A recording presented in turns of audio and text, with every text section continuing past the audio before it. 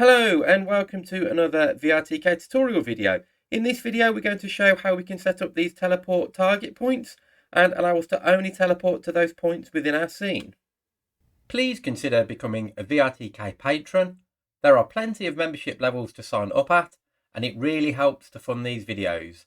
Thanks to all the existing patrons and those patrons who are at the relevant level for a video shout out, you'll see your name scroll up on the screen. Thanks for your support. So we're still working within the scene of the rotating pointer cursor with Thumbstick, and we'll just update that with the teleport targets. First thing we need to do is go and download the Teleport Target Tilia package, and again we can do that from Window, Tilia, and then Package Importer.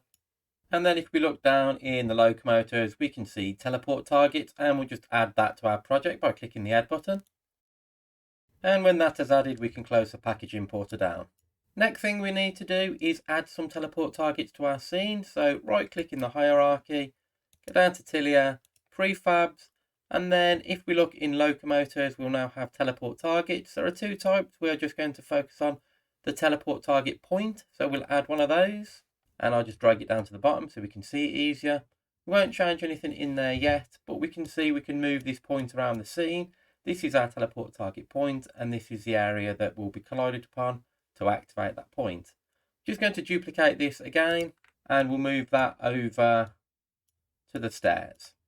Now with both of the targets selected, I'm just going to update the activated event on the teleport target spatial target facade, add a listener, and then what we'll do is when it gets activated, we'll simply call our teleporter and we'll call the teleporter facade teleport method.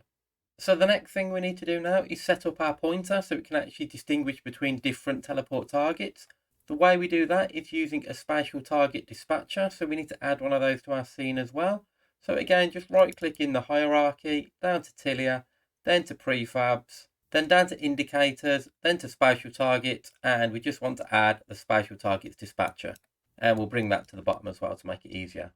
We don't need to change anything in here. This should be fine for now. So now all we need to do is set up our pointer to use this dispatcher. So if we go to our pointer and we'll remove the existing selected event as we won't need that. We need to set up events now in the entered, the exited and the selected. So we're going to add in an empty listener for each of those and we'll drop the dispatcher into each of the game object targets. Now for the entered one, we want to call the function on the spatial target dispatcher. The dynamic one we'll call do dispatch enter. And then on exited, again, spatial target dispatcher, do dispatch exit. And for the selected, finally, again, spatial target dispatcher. And again, the dynamic one, do dispatch select. And now that is the pointer set up. So rather than the pointer calling the teleporter directly, it'll call our dispatcher. Our dispatcher will know which teleport target it's actually talking to. And then that will call the teleporter accordingly. Finally, all we need to do is go to our teleporter. And we just need to change our offset usage. We want it to always pick up our rotation because we are rotating our pointer. So in offset usage, we're just going to change this to offset always rotate with destination rotation. So we'll select that.